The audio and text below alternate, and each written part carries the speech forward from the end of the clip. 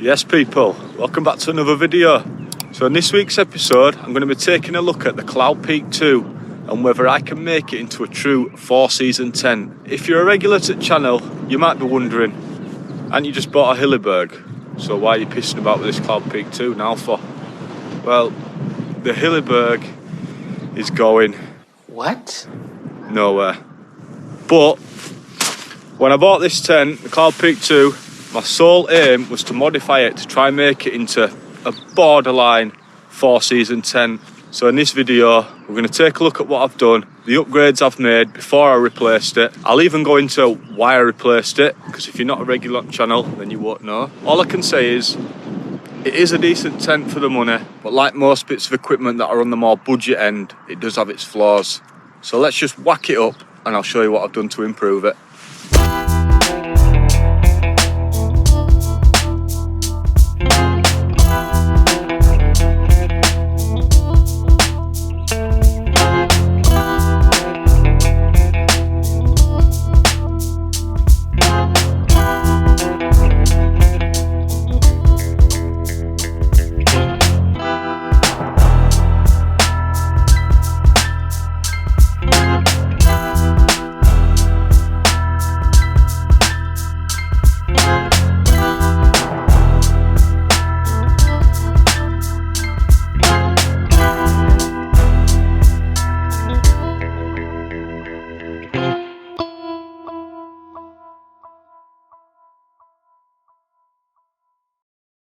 Right, so there it is, whacked up. If you've got one of these tents, or you know about these tents, you'll know straight away a couple of the mods that I've done. The main one being the fact that the poles are a completely different colour.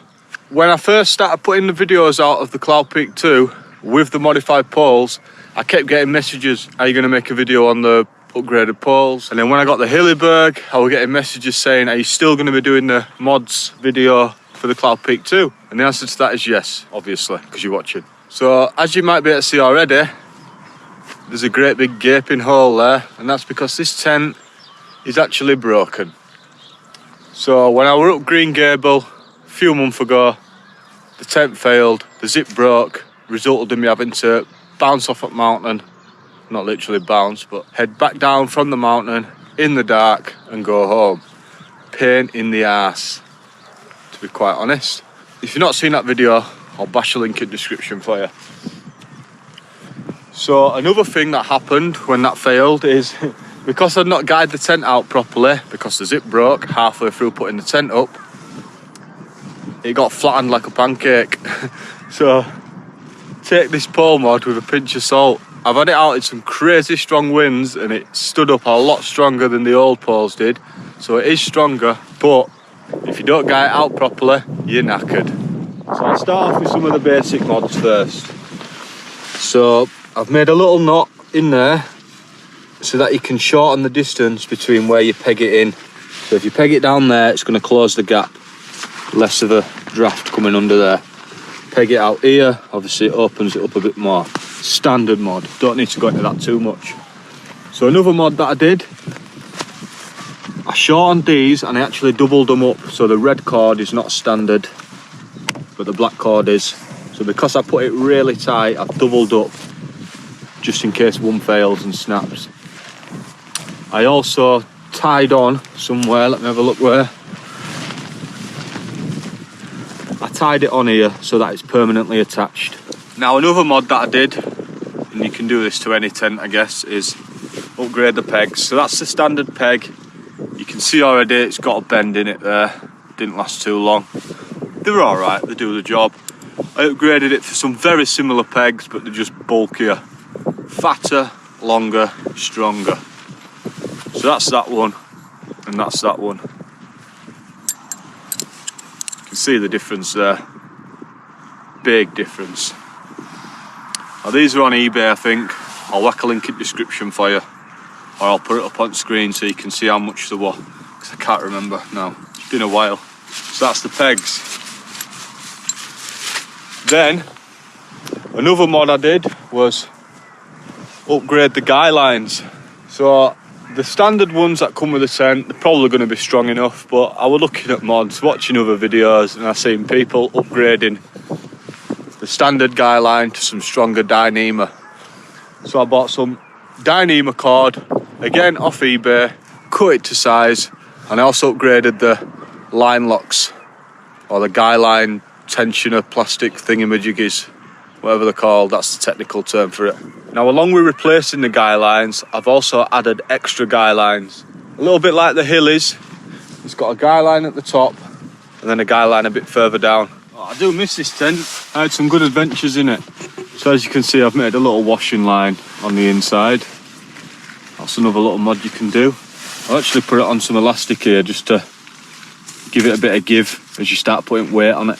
So that now brings me on to probably the main reason why people are watching this video, and that is because of the poles. So the poles, like the original ones, are 7001 aluminium, and I actually sourced these by searching on AliExpress, and I found a seller that was selling Naturite tents and they were selling replacement poles. So I said, can you do custom poles? They said yeah. So I ordered 3 sets of 4-metre poles, so just 3 4-metre poles, and they are 9.5 millimetres. So that's a massive upgrade. I think the standard ones are like 7 or 7.5 at the very most. So you're talking 9.5 millimetres, 7001 aluminium. Now obviously they're not cut to size perfectly because they'd only do them in the set metre that I asked for. I think there were a few options like 4.2 metre, 3.7 metre. Now I knew 4 metre is the length to go for as a starting point, and that gives me a spare pole, which I've got here to keep in the pole bag in case I need to make a quick repair whilst I'm out. So when the poles arrived, the first thing I did was lay the old poles out on the ground, put the new poles next to them, and I cable tied them to them, because you'll see with the old poles they have a pre-bent section to help with the curvature of the tent. So obviously when you try and measure it, you're not going to get an accurate measurement. So I cable tied them together, and it just sort of shifted that pole so it was nice and straight, flush up to my new poles. I wish I could remember the exact measurement, but you're going to need to do this yourself, so it makes sense to just do exactly what I'm doing, lay them out, measure it up yourself, and then cut it.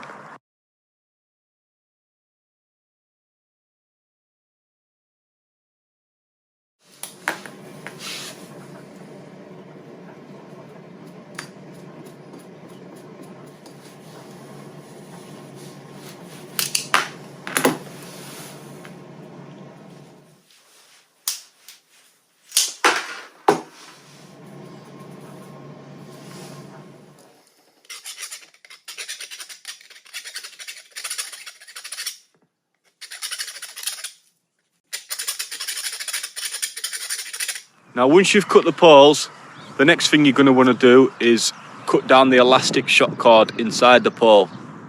Otherwise obviously it's going to be too long and there won't be no tension.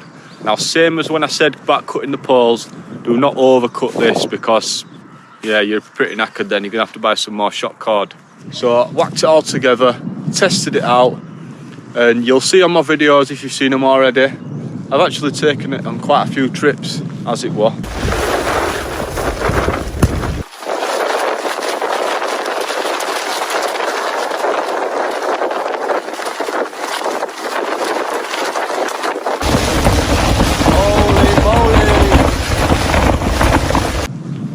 And if it wasn't for the zip braking, I'd have probably still been using this tent.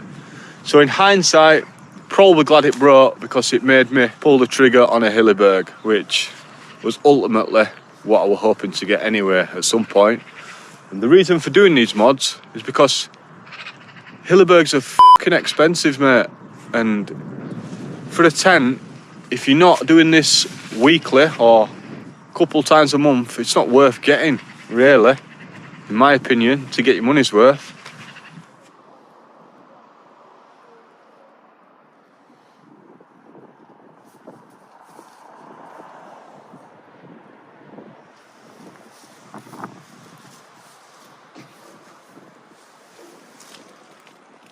So I said at the beginning of the video, can a Cloud Peak 2 be modified into a true 4-season tent? And unfortunately, the answer to that for me is no. Because a true 4-season tent you need to have the confidence that it's not going to let you down in the harshest of conditions, on top of the mountains. And I've already got proof in the pudding that this tent did let me down. However, it is a good 3-season tent for the majority of the year. If you're not going to be using it in extreme conditions, in extreme locations, then it is a really good tent. Just please be careful with that zip, because I'm not the only person that this has happened to. And as soon as it happened to me, I started doing a little bit of research on Facebook, like you do, and it's happened to bloody loads of people. So it is something to watch out for. Basically, it gets snagged. And mine just fully came away. Like, I can't even do it up at all. It's come fully off. Try to find it here. Yeah, it's just come fully off the track. So you could get that repaired, but I don't know. Like I say, I've upgraded now. But some very fond memories with this tent. You'll have seen it's been on channel plenty of times. Been in Lake District, done about 6 nights or something in this maybe. I don't know. Which doesn't seem like a lot really, does it? And it's not. Which is why we're pretty annoyed when it failed. So all in all, it is a decent tent for 3-season use. So if you've got one of these, let me know in the comments. If there's any other mods you've done to this, whack it in comments as well, because other people might be looking at the comments that I've got one of these tents, so you might help them out. I think that's everything that I've done, covered on this video. If there's something I remember, I'll whack it in bloody description for you. Right, thank you for watching. Hit like, drop a comment, hit subscribe. I'll see you in the next one. Peace out in a bit.